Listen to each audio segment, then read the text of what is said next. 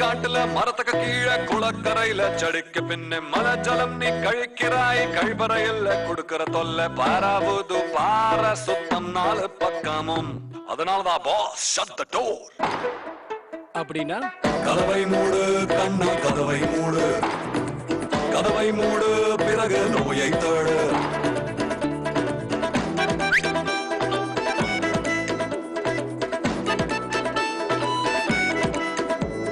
விஷயம் உனக்கு புரிந்த நீ தலைய கொஞ்சம் ஆட்டு. மலஜலம் கழிக்கணும் என்றால் தாழ்பாலை நீ பூட்டு. கழிப்பறையை பயன்படுத்துங்க, இந்தியாவை தூய்மையாக்குங்க.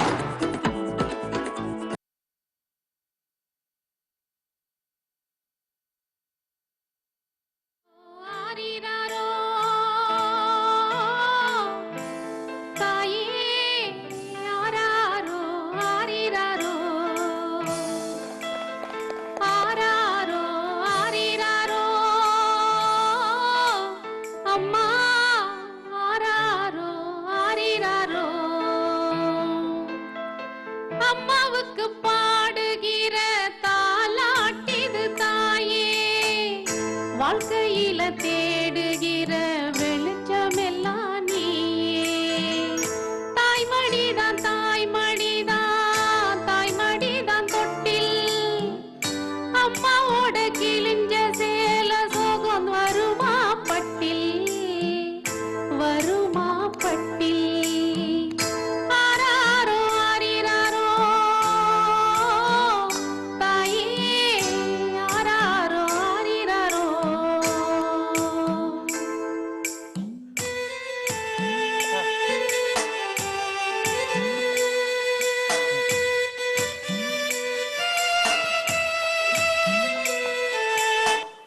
காயப்பட்ட உசுருக்கெல்லாம் தாய்மடிதான் மருந்து, அம்மா வாசம் மட்டும் தானே அமுதம் போல விருந்து. சோறு தண்ணி இல்லாம பட்டினியா கிடப்பா, புள்ள குட்டி பசியார தாய்ப்பாலா கொடுப்பா, ரத்தத்தை தாய்ப்பாலா கொடுப்பா.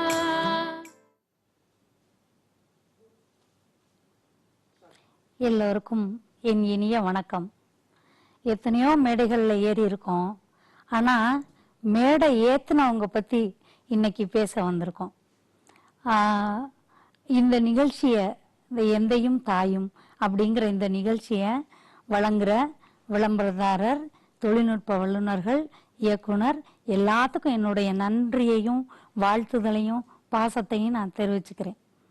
ஏன்னா இப்படிப்பட்ட ஒரு அருமையான நிகழ்ச்சியெல்லாம் ஒரு சில நேரத்தில் ஒரு சில இதில் தான் கிடைக்கும். அப்படி கிடைச்சதுல எனக்கு ரொம்ப மகிழ்ச்சியாக இருக்குது. முதல்ல நான் எங்கள் அப்பாவை பற்றி நான் சொல்ல விரும்புகிறேன். அப்பா எப்படின்னா எப்பயும் கவிதை படிப்பாங்க, நிறைய வாசித்தல் பயிற்சி அவங்களுக்கு உண்டு, எப்போ பார்த்தாலும் படிச்சுட்டே இருப்பாங்க. அப்பாவுக்கு தேவாரம், திருப்புகழ், விநாயகர் அவர்கள், இது மாதிரி பாடல்கள் பூரா நாங்கள் ஒவ்வொரு நாளும் ஒவ்வொரு பாடல்களை சொல்லி சொல்லி பாராயணம் பண்ணணும். ஒவ்வொரு தினத்துக்கும் அப்படியெல்லாம் உண்டு. அந்த அந்த குறிப்பிட்ட நாட்களில் ஒவ்வொரு செய்திகளையும் சொல்லணும் அப்படின்னு சொல்லி அப்பா சொல்லுவாங்க. அதெல்லாம் அப்போ எனக்கு ஒரு பெரிய ஒரு எப்படி ஒரு கடுமையான மன உளைச்சலை, கடுமையான ஒரு இதை தந்தது. ஆனால் போக போக தான் அந்த தமிழ், ஆழ்ந்த தமிழ் எனக்குள்ள போய் புது புது அர்த்தங்களை நானே நிறைய தேடி படிக்கக்கூடிய அளவில் ஒரு பயிற்சியை எனக்கு தந்தது அந்த கண்டிப்பும் அந்த பாசமும் தான். அதே போல் அப்பா முன்னாடியெல்லாம் என்ன பண்ணுவாங்கன்னா பட்டிமன்றங்களுக்கு கூட்டிகிட்டு போயிடுவாங்க, கட்சி கூட்டங்களுக்கு கூட்டிகிட்டு போவாங்க. அப்போல்லாம் கட்சி கூட்டங்கள் நல்லபடியாக நடக்கும், அதனால் அந்த கூட்டங்களுக்கு கூட்டிகிட்டு போவாங்க, பட்டிமன்றங்கள் கூட்டிகிட்டு போவாங்க, கவியரங்கம் கூட்டிகிட்டு போவாங்க. ஒவ்வொரு தடவையும் கூட்டிகிட்டு போயிட்டு வந்துட்டு வீட்டில் இவர் இந்த கவிதை சொன்னார், இது இப்படி இருந்தது, இது இப்படி இருந்தது அப்படின்னு சொல்லி ஒரு நீண்ட விளக்கம் கொடுத்து அதை சாப்பிடும்போது அது எந்த இடம் பிடிச்சிருந்தது, இது இந்த இடம் நல்லா இருந்தது இல்லை, ஆனா இதுக்கெல்லாம் கைதட்டினாங்க, இதுக்கெல்லாம் இப்படி பண்ணாங்க, இது பழைய நகைச்சுவை அப்படின்னு எங்களோட ஒரு நல்ல விவாதம் பண்ணுவாரு. இதனாலயும் எங்களுக்கெல்லாம் ஒரு நல்ல தமிழ் வளர்ந்துச்சு. அதே போல அப்பா மிக கடுமையான உழைப்பாளி. எப்படின்னா அப்பா ஒரு பள்ளி அரசு பள்ளியில தலைமை ஆசிரியரா இருந்தாங்க. ஆனா அந்த நேரம் போக மாலை நேரங்கள்ல டியூஷன் எடுப்பாங்க. டியூஷன் எடுத்துட்டு போய் மிச்ச நேரத்துல சனி ஞாயிறு போன்ற நேரத்துல ஸ்வீட் ஸ்டால்ல போய் ஒர்க் பண்ணுவாங்க. ஹோம் கார்டில் இருந்தாங்க. அப்புறம் சீட் எழுதுவாங்க. கடையில போய் வேலை பார்த்தாங்க. அப்படி பலதரப்பட்ட உழைப்பு. அப்படி ஒன்றும் அந்த உழைப்புனாலதான் அந்த இதனாலதான் சாப்பிடணும் அப்படிங்கிற ஒரு ஏழ்மைப்பட்ட குடும்பம் இல்லை. ஆனா அப்பாவுக்கு உழைப்பின் மீது அவ்வளவு பெரிய ஆர்வம், அவ்வளவு பெரிய ஆசை. ஒரு நிமிடத்தை கூட வேஸ்ட் பண்ணக்கூடாது அப்படிங்கிற எண்ணம் வந்து அப்பாவுக்கு இருந்தது. அதே போலதான் எங்களையும் அப்படி வளர்த்தாங்க. நாங்கெல்லாம் 6ஆம் வகுப்பு படிக்கும் பொழுது இருந்தே என்ன செய்வோம்னா, அந்த விடுமுறை காலத்துலலாம் நாங்க வந்து ஏதாவது ஒரு பாக்கு கம்பெனில அல்லது வேற ஏதாவது ஒரு கம்பெனில வேலை பார்த்து அதன் வழியாக வருகிற அந்த பணத்துல நாங்க புத்தகம் வாங்கிக்கணும், நோட்டு வாங்கிக்கணும். அந்த மாதிரி இதெல்லாம் உழைப்புக்கான பயிற்சி அப்பயே கொடுத்தாங்க. ஆனா இதெல்லாம் அப்போ எனக்கு வந்து ரொம்ப பிடிக்காததா, எரிச்சல் தரக்கூடியதா இருந்தது. ஆனா போக போக தான் அந்த உழைப்பின் மேன்மையை எவ்வளவு தூரம் சொல்லி கொடுத்துருக்காரு அப்படின்னு சொல்லுது. இப்பயும் அப்பா என்ன சொல்லுவாங்கன்னா, உனக்கு ஒருத்தவங்க 100 ரூபாய் கூலி கொடுத்தாங்கன்னா நீ வந்து 1000 ரூபாய்க்கு உழைச்சு தரணும். அந்த ஈடுபாட்டோட, ஆழ்ந்த புரிதலோட, அது என்னன்னு புரிஞ்சுக்கோ. முதல்ல உனக்கு அந்த வேலை புரியாட்டாலும் பரவாயில்ல, என்னன்னு புரிஞ்சுக்கோ. உள்ள போய் நிறைய முயற்சி செஞ்சுக்கிட்டே இரு. அந்த முயற்சி செய்ய செய்ய உனக்கு அப்படியே அது பழக்கமாகும். அதுவே உனக்கு பெரிய வெற்றியை கொடுக்கும். எந்த வேலையா இருந்தாலும் செய்ய, எந்த பயிற்சினாலும் பண்ணு அப்படின்னு அடிக்கடி சொல்லிக்கிட்டே இருப்பாங்க. அதெல்லாம் கூட அப்பா கிட்ட இருந்து நான் ரொம்ப ரொம்ப கத்துக்கிட்டது. இப்போ நான் வந்து சென்னைக்கும் புதுக்கோட்டைக்குமா ஓடி ஓடி உழைக்கும் போதெல்லாம் அப்பாவுடைய அந்த உழைப்பு வந்து இன்னமும் எனக்கு வந்து பெருமை தரக்கூடியதாகவும் மகிழ்ச்சி தரக்கூடியதாகவும் இருக்குது. ஆனா அப்பெல்லாம் அப்பா வந்து மனசுக்குள்ள அவ்வளோ கருவி இருக்கேன், அவ்வளோ திட்டி இருக்கேன், அவ்வளோ வேதனைப்பட்டிருக்கேன். இப்படியெல்லாம் பண்றாங்களேன்னு. என்ன காரணம்னா, எனக்கு ஒரு விபத்துல வந்து வலது கால் முழங்கால்ல ஒரு அந்த கம்பி குத்தி அந்த இது வழியா கணுக்கால் வழியா வெளியில வந்துருச்சு. ஆனா அப்பா எழுந்து நட பயிற்சி பண்ண, எந்திரிச்சு போ அப்படின்னு சொல்லி பள்ளிக்கூடத்துக்கும் நான் நடந்து போகணும் அல்லது கடைவீதிகளுக்கெல்லாம் நடந்து போகணும் அப்படிங்கிற ஒரு கட்டாயத்தை வச்சிருந்தாங்க. அப்பெல்லாம் இவ்வளவு தூரம் கால் வந்து கட்டு போட்டிருக்கோம், இது பண்ணியிருக்கோம், இப்படி சொல்றாங்களே அப்படின்னு எனக்கு வந்து ஒரு எரிச்சல் வந்தது. ஆனா அதற்கப்புறம் ஒரு 3 ஆண்டுகள்ல அந்த முழுமையான அந்த காலையே எடுத்துடணும், காலே இல்லாம போயிடும் அப்படிங்கிற ஒரு சூழல் டாக்டர் சொன்னது. ஆனா அப்பா கொடுத்த தன்னம்பிக்கையாலையும் அந்த முயற்சியினாலையும் எனக்கு வந்து முழுமையா அந்த கால் வந்து திருப்பி கிடைச்சிருச்சு. நான் நல்லபடியா நடந்தேன், சைக்கிள் ஓட்டினேன். அதுக்கப்புறம் அப்பா என்னை வந்து பரதநாட்டிய கிளாஸ்ல கொண்டு போய் விட்டாங்க. நல்ல டான்ஸ் கத்துக்கிட்டேன். அவ்வளவு தூரம் வந்து அந்த காலுக்கு வந்து பயிற்சி கிடைச்சது அந்த தன்னம்பிக்கையும் அந்த பயிற்சி முயற்சியினாலையும் தான் கிடைச்சிச்சு. அதே போல அப்பாவுக்கு எப்போதும் விருந்தோம்பும் பண்பு நிறைய உண்டு. யாரு வந்தாலும் சரி அவங்களுக்கு வந்து டீ போட்டு கொடுக்கணும், அவங்க சாப்பிடணும். அவங்களுடைய வயிற்றுல வந்து அப்பா ரொம்ப கவனமா இருப்பாங்க. யார் வீட்டுக்கு வந்தாலும் சரி அவங்க பசியோட வந்துட்டா அப்பாவுக்கு வந்து ரொம்ப படபடான்னு வரும். ஏன்னா அப்பா அந்த பசியை பழகி இருக்காங்க அப்படிங்கிறதுனால யாருக்குனாலும் வந்து உணவு கொடுக்கறது. எப்போதும் எங்க வீட்டுல வந்து ஒரு ரெண்டு பேருக்கான உணவு வந்து அதிகமாவே இருக்கும். அப்படி போடாட்டியும் அம்மா வந்து போட வச்சு அதுக்கப்புறம் சாப்பாடு போட்டு அதுக்கப்புறம் தான் அவங்கள அனுப்புவாங்க. அந்த அளவுக்கு வந்து அப்பா அந்த விருந்தோம்பு பண்புல ரொம்ப மும்மரமா இருந்தாங்க. அதே சமயம் அந்த உழைத்த பொருள், வாங்கிய பொருள் எதையும் வீணாக்க கூடாது. இப்ப இந்த இடத்துலயாவது லைட் எரிஞ்சுது, வேஸ்டா தண்ணி வந்து திறந்து விட்டுட்டோம் அப்படின்னா அப்பாவுக்கு ரொம்ப கோவம் வந்துடும். ஏன், அது எவ்வளவு கஷ்டப்பட்டு வருது, எவ்வளவு பேர் அதுல உழைக்கிறாங்க அப்படின்னு சொல்லுவாங்க. இன்னொரு முக்கியமான விஷயம் என்னன்னா, பொங்கல் அன்னைக்கு எல்லாரும் சூரியனுக்கு மட்டும்தான் நமஸ்காரம் பண்ணி சாமி கும்பிடுவாங்க. ஆனா எங்க வீட்டுல எப்படின்னா, அங்கே உள்ள வியாபாரிகள், அந்த யாரெல்லாம் அந்த அரிசியை கொண்டு வச்சாங்க தருவிச்சாங்க, அந்த வியாபாரிகள், அந்த உழைப்பாளிகள், அந்த எல்லாருக்குமான சேர்த்து அப்பா ஒரு நீண்ட ஒரு பிரார்த்தனையை சொல்லி அவங்களுக்கு எல்லாம் நல்லபடியா இருக்கணும் அப்படின்னு ஒரு மலை வேண்டுதல் பாட்டு ஒண்ணு இருக்கு. அந்த பாடல்களை முழுமையா சொல்லி அதுக்கப்புறம் தான் நாங்க அந்த பொங்கலே சாப்பிட முடியும். கிட்டத்தட்ட 11:30 மணி ஆயிடும். ஆனாலும் அந்த பசியோட நாங்க வந்து காத்திருப்போம். இவ்வளவு பாடல்களையும் சொன்ன பிறகுதான் அப்பா வந்து சாப்பிட சொல்லுவாங்க, இது பண்ணுவாங்க. அதே போல இன்னைக்கு நான் வந்து திரைப்பட பாடலாசிரியராக இருக்கேன், எழுத்தாளராக இருக்கேன், தலைமை ஆசிரியராக இருக்கேன். பறந்து பறந்து பல வேலைகளை பார்க்குறேன். இவ்வளோ சுறுசுறுப்பு இருக்கு, இத்தனை புத்தகம் எழுதியிருக்கேன் அப்படின்னு இவ்வளோ பேர் பாராட்டுதலுக்கும் போற்றுதலுக்கும் உரியது அப்படின்னு சொல்லணும்னா நிச்சயமா அம்மாவை தான் சொல்லணும். எல்லா அம்மாக்களுக்குமே எல்லாருக்குமே தன்னுடைய அம்மா அப்படின்னா ஒரு இலக்காரமான இது போன்னு சொல்றது, அப்படி அதட்டுறது. அதே போலதான் நானும் அம்மா வந்து திட்டிக்கிட்டே இருப்பேன். நீ போ, நீ என்ன செய்யற, நீ ஏன் இப்படி பண்ண, நீ ஏன் அப்படி சொல்லல, நீ ஏன் இப்படி கேட்கல அப்படின்னு சொல்லி வா போன்னு அப்படி ஒரு திட்டிக்கிட்டே இருப்பேன். ஆனாலும் அம்மா வந்து ஒரு தடவை கூட ஒரு கடுஞ்சொல் அது மாதிரி சொன்னதில்ல. அதே சமயம் அம்மா வந்து கடுமையான கண்டிப்புக்கு உள்ளானவர்.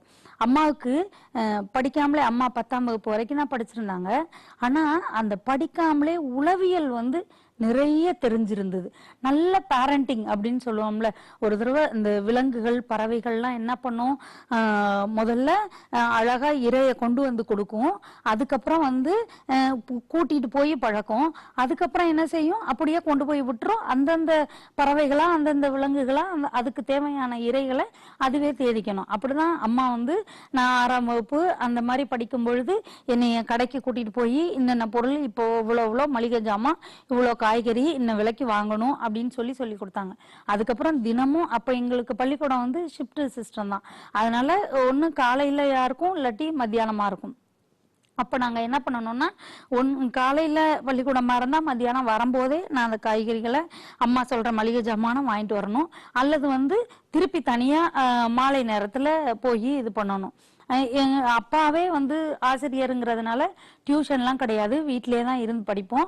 அதே போல வீட்டுக்கு வர்ற குழந்தைகள் அப்பா இலவசமாகவும் சொல்லி தந்துட்டு இருந்தாங்க. அப்போ வீட்டுக்கு வர்ற குழந்தைகளுக்கு நான் தான் சொல்லி கொடுக்கணும். நான் வந்து 5ஆம் வகுப்பு படிக்கும் பொழுது 3ஆம் வகுப்புக்கு சொல்லி கொடுக்கணும், 10ஆம் வகுப்பு படிக்கும்போது அதுக்கு கீழே உள்ள வகுப்புகளுக்கு சொல்லி கொடுக்கணும். அது அப்போ என்னோட நேரத்தெல்லாம் இப்படி அப்பா வேஸ்ட் பண்ணி சொல்லித்தர வைக்கிறாங்களே அப்படின்னு தோணுச்சு. ஆனா அதுக்கப்புறம் எனக்கு 10ஆம் வகுப்புல எல்லா கணக்குகளையும் நான் வந்து மற்றவர்களை விட வேகமாக எழுதும் ஆற்றல், வேகமாக சிந்திக்கும் ஆற்றல் பெற்றேன் அப்படின்னு சொல்லணும்னா அந்த பயிற்சியின் காரணமாக தான் நான் பெற்றேன். அதே போல அம்மா வந்து என்ன பண்ணுவாங்கன்னா நிறைய புத்தகங்கள் படிப்பாங்க, தினம் செய்தித்தாள்கள் படிச்சிருவாங்க. எதையும் கத்துக்கணும் அப்படிங்கிற ஆர்வம் அம்மா கிட்ட இருந்தது. அம்மாவுக்கு வந்து ஒரு நேரத்தை கூட வீணாக்குவது பிடிக்காது. இப்ப யாராவது வீட்டுக்கு வந்து பேசுறாங்கன்னு வைங்களேன், அப்பயும் என்ன பண்ணுவாங்கன்னா எதையாவது ஒரு பொம்மை எடுத்து தொடச்சுக்கிட்டே பேசுவாங்க, அல்லது வந்து ஏதாவது ஒரு இதை சுத்தம் செஞ்சுக்கிட்டே அப்படி பேசுவாங்க. எந்த நேரத்தையும் அம்மா வீணாக்குனதே கிடையாது. கூடை பின்னுவாங்க, அப்புறம் ஊறுகாய் தயாரிச்சு விற்பாங்க, அப்புறம் வீட்டிலேயே காய்கறிகள் எல்லாம் விளைவிச்சு அதைத்தான் வந்து நாங்க சாப்பிடுவோம். அதுல வந்து அந்த மணத்தக்காளி அது போல பொருள்கள் எல்லாம் வந்து கடைகளுக்கு கொடுத்து அந்த பணத்தை இது பண்ணுவாங்க. வீட்டுல நெல்லிக்காய் மரம் இருந்தது, கொய்யா மரம் இருந்தது, மாமரம் இருந்தது. அந்த காய்கள் எல்லாம் தருவிச்சு அதை கூட விற்பனை செஞ்சு வீட்டுல இருந்துகிட்டே தான் செய்வாங்க அம்மா. எங்கேயும் வெளியில போக மாட்டாங்க. அதெல்லாம் வந்து விற்பனை செஞ்சு அந்த காசை வந்து பத்திரமா வச்சுக்குவாங்க.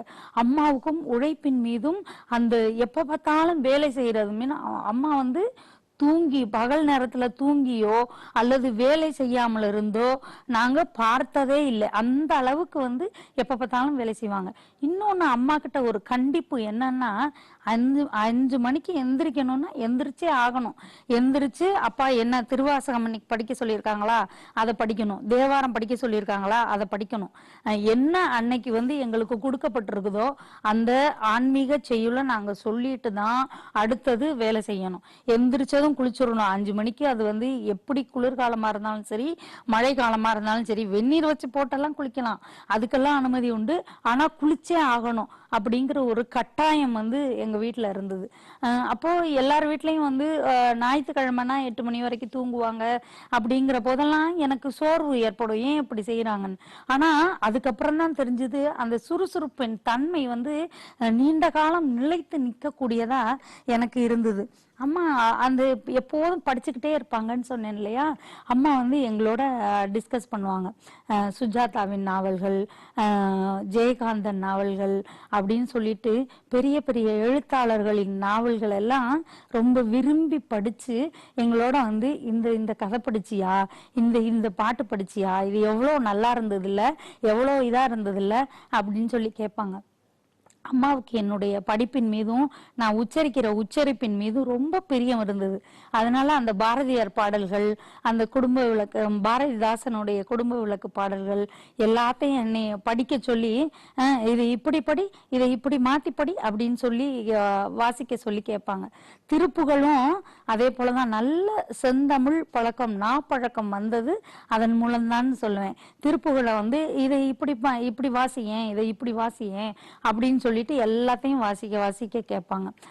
அந்த கதைகள் எல்லாம் ஆனந்த விகடன்ல பிற இதழ்கள்ல வர்ற கதைகள் எல்லாம் எடுத்து அழகா கிழிச்சு அதை பைண்ட் பண்ணி அம்மாவுக்கு நாங்க கொடுக்கணும். அதே போல 3 மாதத்திற்கு ஒரு முறையாவது புத்தகங்கள் வாங்கி அதை பூரா அடுக்கி இது என்னென்ன புத்தகங்கள் இது வரைக்கும் படிச்சிருக்கு, இது வரைக்கும் படிக்காது எது அப்படின்னு பிரிச்சு வச்சு அதை பூரா எங்களை படிக்க வைப்பாங்க.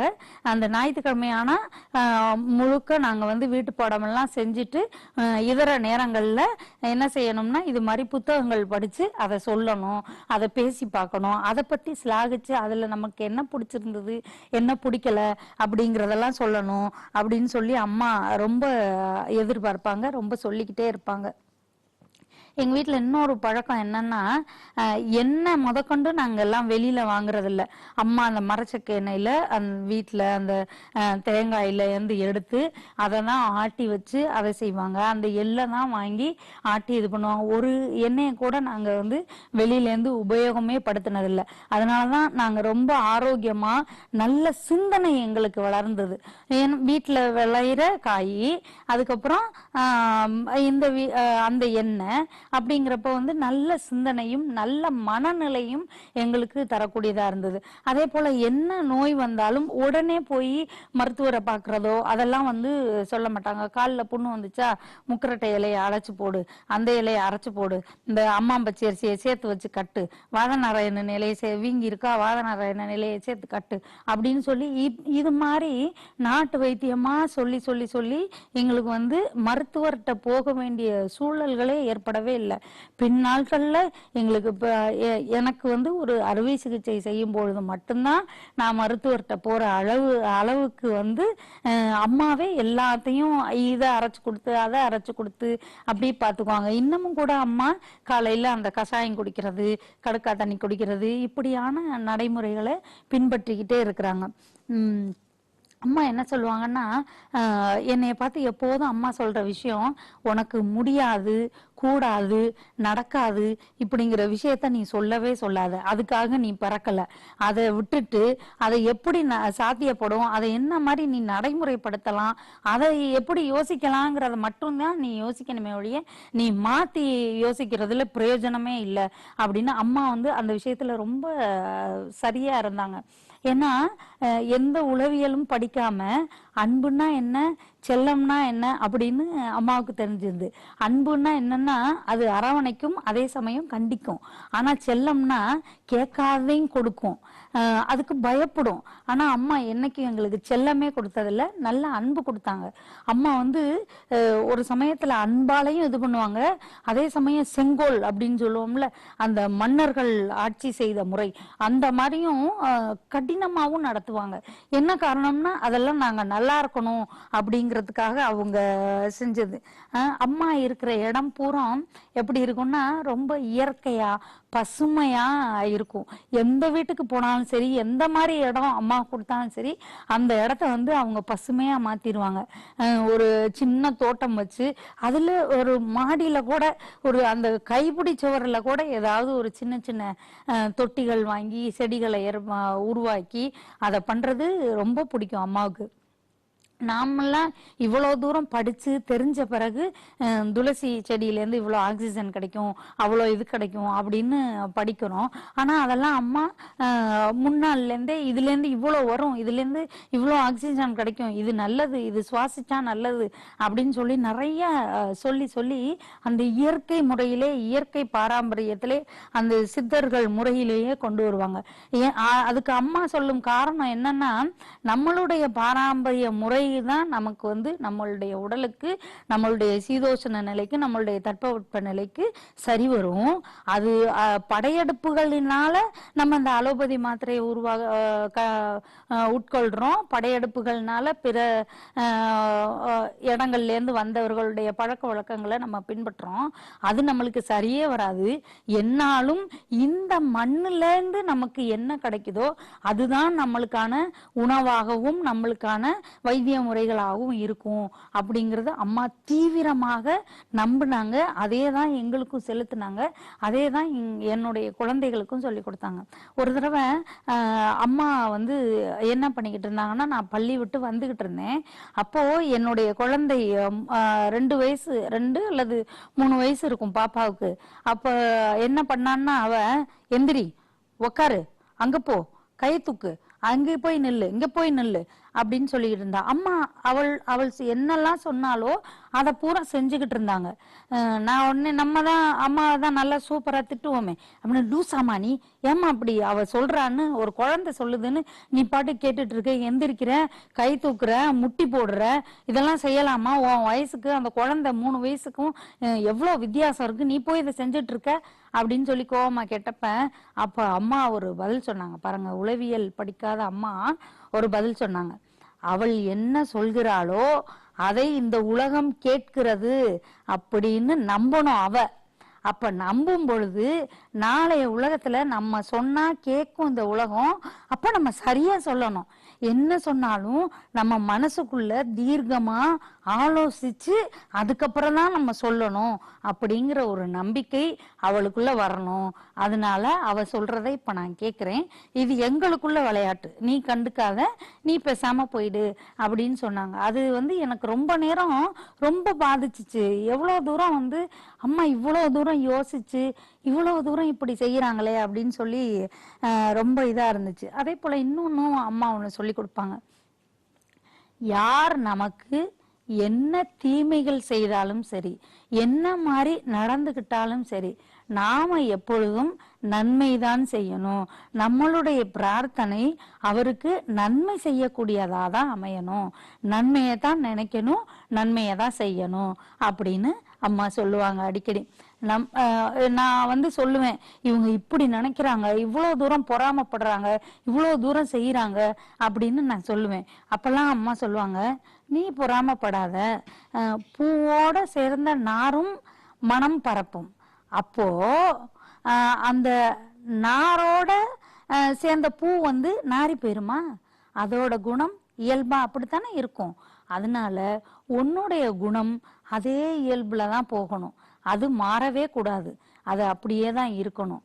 உன்னுடைய குணம் நல்ல தன்மையை மட்டும் வெளிப்படுத்துவது, நல்ல தன்மையை மட்டும் உட்கொள்வது, நல்ல தன்மையை மட்டும் உள்ளுக்குள் உணர்ந்து செயல்படுவது. அதனால நீ அதை பத்தி மட்டுமே நினைச்சுக்கோ, அதையே செயல்படு, உனக்கு நன்மையா மாறலாம். உன்னுடைய கர்மாப்படி அது ஏதாவது சிக்கல்கள் தடங்கல்கள் எல்லாம் வரத்தான் செய்யும். இந்த உலகத்துல சிக்கல் இல்லாத வீடு இல்லை, சிக்கல் இல்லாத மனிதன் இல்லை. ஆனா அதை நீ எப்படி தவிர்த்து உன்னுடைய பாதையை வகுத்துக்க முடியும் அப்படிங்கறதான் நீ யோசிக்கணுமே ஒழிய இது மாதிரி யோசிக்க கூடாது அப்படின்னு அம்மா சொல்லுவாங்க. அம்மாவுக்கு என்ன பாட்டு ரொம்ப பிடிக்கும்னா, வெற்றி வேண்டுமா போட்டு பாரடா எதிர் நீச்சல் அப்படிங்கிற அந்த பாட்டு ரொம்ப பிடிக்கும். வாழ நினைத்தால் வாழலாம், வழியா இல்லை பூமியில் ஆழ கடலும், அந்த பாட்டு ரொம்ப பிடிக்கும். அப்புறம் வந்து சிட்டுக்குருவிக்கு என்ன கட்டுப்பாடு, அந்த பாட்டுக்கு நடுவுல ஓங்கி வளர்ந்த தென்னை நீ உயர்ந்ததை போல் நான் உயர்ந்து நிற்பேன், வளைந்து நெளிந்த நாணல் நீ குனிவது போல் தலை குனிவது போல் நான் குனிவதில்லை, தலை குனிவதில்லை அப்படின்னு அந்த வார்த்தைகள் வரும். இந்த பாடல் வந்து அம்மா அதை சிலாகிச்சு சொல்லுவாங்க. எவ்வளவு தூரம் நாணல் மாதிரி இருக்கக்கூடாது, தென்னை மரம் மாதிரி நிமிர்ந்து நிற்கணும், உயர்ந்து நம்மளை அண்ணாந்து பார்க்கக்கூடிய அளவுக்கு நம்மளுடைய எண்ணங்களை வலிமையாக்கி நம்மளுடைய சிந்தனைகளை நல்லபடியா பண்ணணும் அப்படின்னு சொல்லுவாங்க. அதே போல அம்மாவுக்கு இன்னொரு பழக்கம் என்னன்னா, எல்லா பறவைகளுக்கும் உணவிடுவது. தினமும் என்ன பண்ணிடுவாங்கன்னா, சமைச்சு முடிச்சதும் காகத்துக்கு செஞ்சிருவாங்க. காகத்துக்கு வந்து சாதம் போட்டுருவாங்க. அதே போல சாப்பிட்டு முடிச்சதும் நாய்க்கு சாதம் போட்டுருவாங்க. எல்லா விலங்கினங்களுக்கும் அது மாதிரி செய்யணும் அப்படின்னு அம்மாவுக்கு எப்போதுமே ஒரு எண்ணம் உண்டு. எல்லாரும் கோலம் மாவுல வந்து கோலம் போடும்போது அம்மா மட்டும் பச்சரிசி மாவுல தான் கோலம் போடுவாங்க. அதுக்கு அம்மா சொல்ற காரணம் என்னன்னா, அந்த எறும்புகளுக்காகத்தான் வந்து நாம அந்த கோலமே போடுறோம். அப்ப அந்த எறும்பு இல்லாம வெறும் மாவை போட்டு அந்த எறும்பை ஏமாத்த சொல்றியா, அது திட்டாது என்னைய அப்படின்னு சொல்லிட்டு அம்மா இன்றைய வரைக்கும் வீட்டுல வந்து பச்சரிசி மாவு கோலம் தான் போடுவாங்க. வாசல்லையும் பச்சரிசி மாவு கோலம் தான் போடுவாங்க. அது ரொம்ப கடைபிடிக்க முடியாமல் இருந்தாலும் கூட அம்மா எப்பொழுதும் அதைத்தான் செஞ்சு வச்சிருப்பாங்க. அதே போல இன்னொன்னு விஷயம் என்னன்னா, அம்மா சொல்லி கொண்டது ஆரோக்கியமா இருக்கணும், அதே சமயம் சிக்கனமாவும் இருப்பாங்க. எப்படின்னா, எங்களுக்கு வாரத்துக்கு ஒரு தடவை ஏதாவது ஒரு தின்பண்டங்கள் அம்மாவே வீட்டில தான் செய்வாங்க அப்படின்னு சொல்லியிருக்கேன் இல்லையா. ஒரு முறுக்கோ அல்லது வந்து ஏதாவது ஒரு லட்டோ செய்வாங்க. அது வந்து கரெக்டா எண்ணி தான், உனக்கு இவ்வளோ உனக்கு இவ்வளோ அப்படின்னு எனக்கும் அக்காவுக்கும் எண்ணி தான் கொடுப்பாங்க. இவ்வளோ தூரம் இருக்குது, ஒரு டப்பா நிறைய இருக்குது, அதை உடனே நம்ம சாப்பிட்றணும் அப்படின்னு சொல்லலாம் முடியாது. அதே போல அம்மா வந்து அவ்வளவு தூரம் எங்களுக்கு சிக்கனத்தையும் நல்ல ஒரு உணவு பழக்க வழக்கங்களையும் நல்ல ஒரு முயற்சியையும் எல்லாத்தையுமே அம்மா வந்து சொல்லி கொடுத்தாங்க. ஒவ்வொரு தடவையும் நம்பிக்கையை ஊட்டக்கூடிய அளவுல தான் அம்மாவுடைய வார்த்தைகள் சொல்லு எல்லாமே கலந்துருக்கும். இன்னைக்கு நான் வந்து ஒரு நல்ல விஷயங்கள் செய்யறேன் சொல்றேன் அப்படின்னா வந்து அம்மா கத்து கொடுத்ததா இருக்கும். அப்படி செய்யல அப்படின்னா அதுக்கு காரணம் என்னன்னா, நான் உட்கிரகித்தல்ல ஏதோ ஒரு தப்பு பண்ணிருக்கலாம். கடைசியா ஒரே ஒரு செய்தி மட்டும், கொன்றைவேந்தன் சொல்லுது அன்னையும் பிதாவும் முன்னறி தெய்வம்னு சொல்லுது. உலக நீதி சொல்லுது மாதாவை ஒரு நாளும் மறக்க வேண்டாம்னு சொல்லுது. ராமலிங்க சுவாமி சொல்றாரு தாயின் உள்ளம் சொர்க்கம்னு சொல்றாரு. பைபிள் சொல்லுது நீ உன் பெற்றோர்களை கனம் பண்ணுவாய் அப்படின்னு சொல்லுது. நபிகள் சொல்றாரு பூலோக சொர்க்கம் என்பது பெற்றோர்கள் அப்படின்னு சொல்றாரு. ஆப்ரஹாம் லிங்கன் சொல்றாரு இந்த உலகின் கடவுள்கள் அம்மாக்கள் அப்படின்னு சொல்றாரு.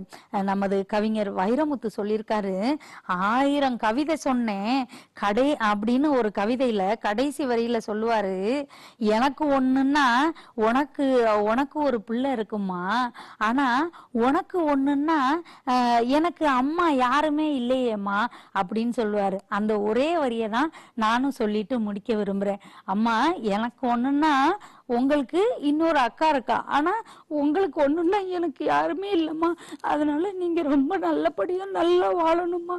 நன்றி. இதை கேட்டு பார்த்த அனைவருக்கும் என்னுடைய நன்றியையும் வாழ்த்துதலையும் தெரிவித்துக் கொள்கிறேன். நன்றி.